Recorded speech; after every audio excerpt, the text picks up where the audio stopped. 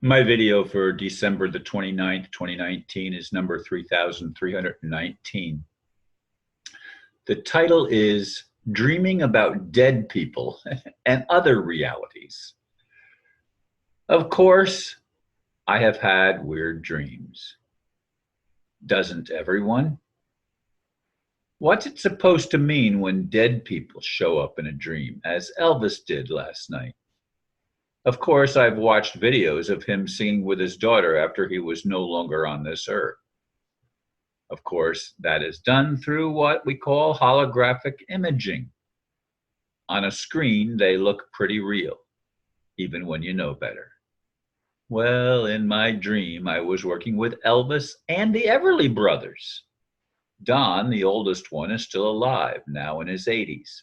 Phil died just prior to his 80th birthday. Anyway, in the dream, we were working together, the four of us. Obviously, I never met any of them in person. Yet the crazy dream seemed real until I woke up. Does this relate to my current dilemma of trying to figure out meaning and purpose for some of what seems like insanity in my life? Are dreams evidence of something real, namely, more than one simultaneous existence? If so, what am I? Those who listen to my daily videos lately will know that I am struggling with concepts of reality. In the dreams, time is compressed. A lot can take place in what may actually be only a few minutes. Who knows? Again, I ask, what is real? When I woke up after I was just awake for a short time, I thought, I wonder if that made my blood pressure go up. And I take my blood pressure every day, and I took it again, and it was not high at all. 120, what was it? I forget. 120 something over 70 something with a heart rate of under 60. And the heart rate goes up and down. I mean, it's been slightly over 100 sometimes, but other times it's lower in the 50s, 60s. Anyway, dreams. I read a book once. Who wrote that book? I don't remember who wrote the book. Dreams, God's Forgotten Language. It might be on my bookshelf. I don't know. I lost a lot of books when they, when I donated them to the church, and then they decided that they were moldy because they'd been sitting in a warehouse for over a year that wasn't air conditioned. Anyway, dreams are interesting. They seem real. And yet, obviously, when you wake up, you realize it was just a dream. And I have had dreams that I remembered details of. I have other dreams that I knew I was dreaming, but almost as soon as I wake up, the dream just vanishes and it's not there anymore. But I knew I was dreaming. and so I keep coming back, and my friend Steve keeps, challenging me. What is real? What is your reality? As a magician, of course, he can create obstacle illusions, you might call them, or distractions, where he gets you looking in one place and he's actually doing something in another place, and it appears magical. Some people can see through that, others don't notice it. If you're really a good magician, as Steve is, you can trick a lot of people. And I think a lot of us have been tricked by what we call this world.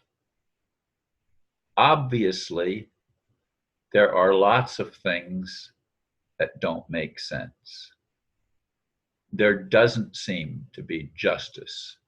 There obviously hasn't been peace on earth, even currently, when there are no known overt wars. There's a covert war going on all the time against humanity. Well, who is waging that war?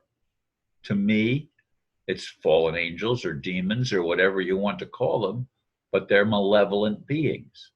But some say even that's just an illusion. Everybody's just playing roles. It's all just a drama that's unfolding for our entertainment purposes only. Well, that doesn't sit well with me. I don't want to be entertained. I want to know that my life has meaning, and that my purpose of living to see the kingdom of heaven manifest on earth and play whatever role I can play actually occurs. But how does Elvis come into this picture?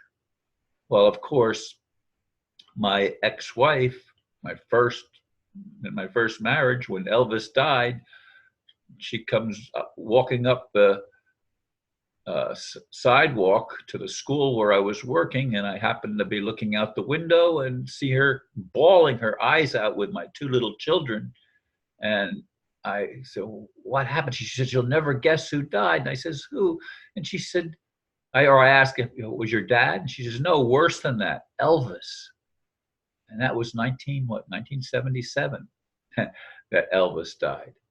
But there he was in my dream, and so were the Everly brothers, one of whom is already dead. The younger of the two actually died just before his 80th birthday, the same month of his 80th birthday, but he hadn't reached that milestone yet. And there were other parts of the dream where I was working with entertainers, creating, I guess, CDs, but they looked like albums to me, like record albums. And of course, I have a bunch of old record albums, and I've ordered a record player to replace it. The Amazon one finally arrived yesterday, and I sent it. I was waiting for it because it said it was out for delivery, and I sat for almost 3 hours, 2.5 to 3 hours, waiting for it to arrive. And when it did, I said, "I don't want it." Right? I rejected it immediately, and so it didn't get delivered. Anyway, there's so many things that are challenging me right now at this year end, as 2019 comes to an end and we start getting into 2020. Will we have 2020 vision in 2020? In other words, will we be able to see through things that heretofore have sort of been occluded, and we're not able to focus clearly and see what's really going on? There's always stuff going on, but we don't see it most of the time. And of course, the news media doesn't tell us a lot of stuff. There's this impeachment thing that's been going on, which I think is absolute insanity. But apparently there's been 2 or 3 Republicans now that have gone over to the Democratic side. Of course, there are also a few Democrats that have gone over to the Republican side. One New Jersey congressman even went so far as to change his party affiliation from Democrat to Republican. Another Dutchman like me, I don't remember his last name, it was Van something. Anyway, folks, this whole thing of what is real keeps haunting me, because I want my life to be meaningful. I have always felt that I was here for a purpose. And somebody says, but we're so easily tricked, that even Job was self-righteous. Somebody sent me a video about that his sin was self-righteousness. Well, what is self-righteousness? Job was a man perfect in all his ways. He feared God and he did good. That's what the Bible says about him. And people have interpreted that now and say that his sin was self-righteousness, and that's why God allowed all the punishments to come on him. I don't know the answer to these things. I try to figure it out. I wrestle with dreams. I wrestle with what seem like visions sometimes, and I try to get answers, but the answers that I want to plainly show up just don't do it. So what is reality is the question I continue to ask. Thank you, folks, for listening, and namaste.